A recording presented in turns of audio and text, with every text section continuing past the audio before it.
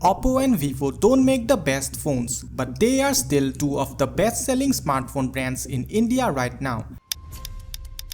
Not Apple, not Samsung, and definitely not OnePlus. And this is not a coincidence, it's a system.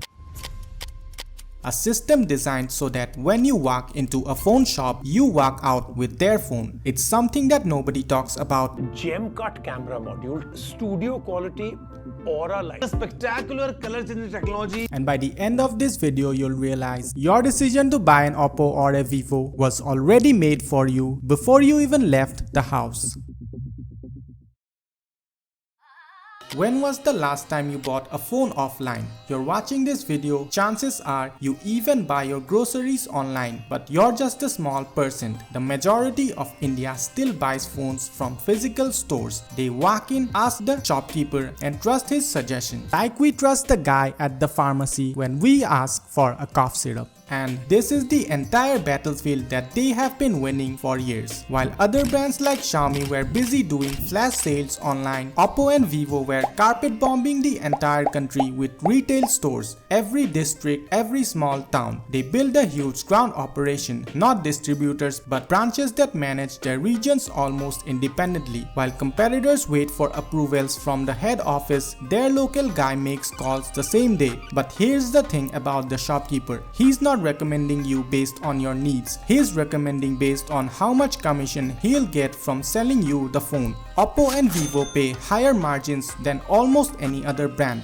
This means that the shopkeeper makes more money every time he sells you one of their phones instead of a Motorola. But here's the worst part, that extra margin, it comes from you. 10 to 15% of the price you pay goes directly to the shopkeeper who convinced you to buy it. Now the shopkeeper is just doing his job. We need to understand that his incentives and our interests aren't the same thing. But wait, it gets better, because the person that recommended you an Oppo or a Vivo might not even be an employee at the shop. Both brands place their trained employees in third-party retail stores across India. These are not the shop staff, so the person at your local Chroma wearing an Oppo Vivo shirt standing next to their display shelf giving you advice on how their new AI camera feature can make your face look like it got washed with Tide might just be a sales pitch. Now the commission isn't the reason the retailer is loyal, he's actually dependent on them. Brands come up with new models every month, some every other week, and usually this is the retailer's problem. He bought the stock, he holds the risk, and if the phone doesn't sell before the next model drops, he eats the loss. But not with these brands. They offer buyback schemes, price support, stock swap, which actively protects the retailers from old stocks. This means zero risk for the sellers carrying their phones, which with other brands is a gamble. They themselves act as insurance policies, so the retailers naturally stock more of their phones than other brands. Think for a moment. A person walks into a shop, the recommendation he got was never neutral, the sale made the shopkeeper more money, so he stocks more of the same phones. Every layer was pushing towards the same goal, getting people to buy their phones. But this influence isn't just limited to their stores. They influence your decision even when you're not thinking about buying a phone, and this is how they do it.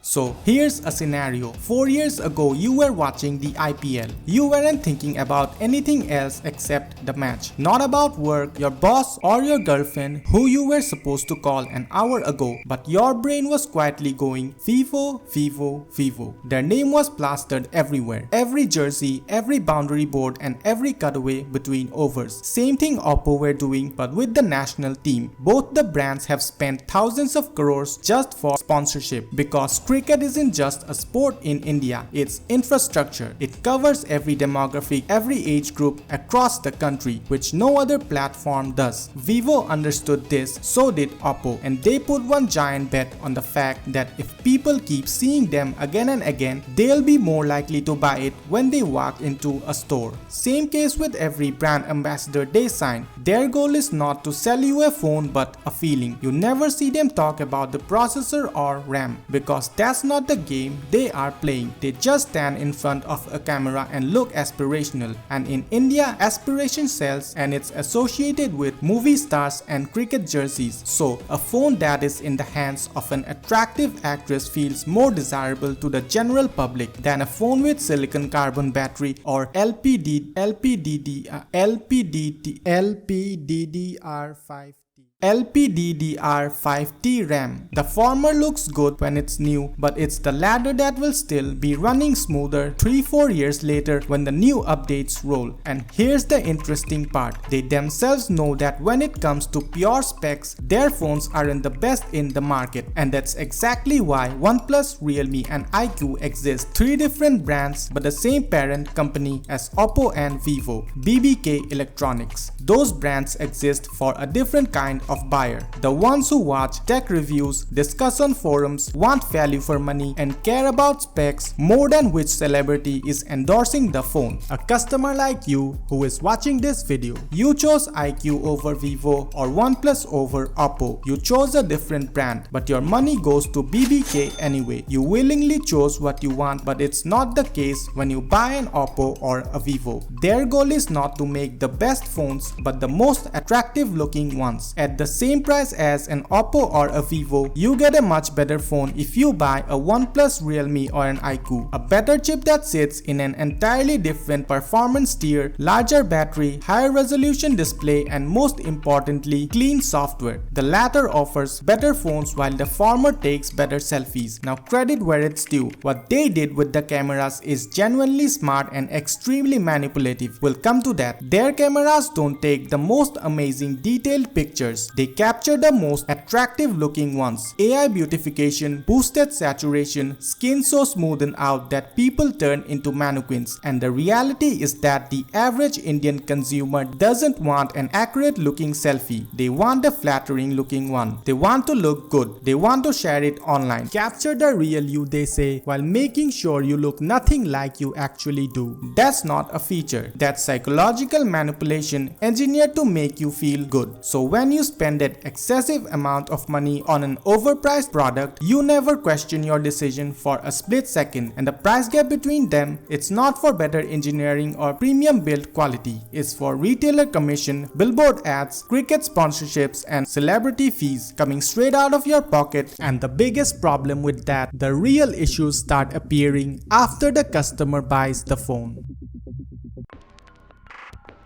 When you pay a premium for a phone, you don't expect ads in your settings menu or bloatware apps pre-installed on your phone, which you're not allowed to remove by the way. But this is exactly the problem with these so-called premium devices, and it doesn't end here. It gets even worse. Oppo's ColorOS has a setting called Get Recommendations. It's nothing but the option to show you ads on your home screen. If you don't want it, you have to turn it off by yourself. Vivo phones come with pre-installed apps with ad placements inside them. Hot Apps, V App Store, Oppo App Market, Theme Store, Game Center and a default browser that nobody uses. Most of these are non-removable. They eat up storage, run in the background and send spam notifications. Because of them running in the background constantly, they keep draining the battery fast. Even when you're not using your phone and while you're sleeping at night, your phone is constantly communicating with company servers, syncing data, tracking recommendations behind your back like a cheating partner. On top of that, all of your data is collected and is used to build a profile on you. It's not only your usernames or emails. Everything you do, from ordering food late at night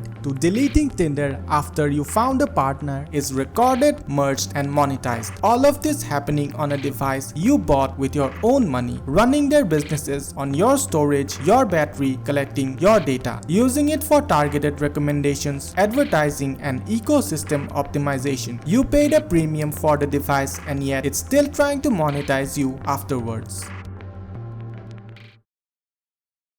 Now here's the part that actually bothers me. Oppo and Vivo didn't fool anyone. Not really. They actually delivered what the market wanted at a scale. Pretty faces instead of benchmark numbers, shopkeeper recommendations over clean software, selfies that make you look good over value for money products. So the question isn't if these two brands are good or bad, it's what it says about a market where marketing beats quality, in a category as personal as the device that is almost an extension of us. What does this normalize, and where does it leave all the other brands? Because they are also watching and maybe taking notes. So the next time someone asks you if they should buy an Oppo or a Vivo, ask them what they exactly want from a phone. If they say it's because they see the ads everywhere and it takes better selfies, then a system worked exactly how it was supposed to. If this video made you slightly uncomfortable, then hit that like button. Share it with someone who is about to buy a new phone. Subscribe for more videos like this, and I'll see you in the next one.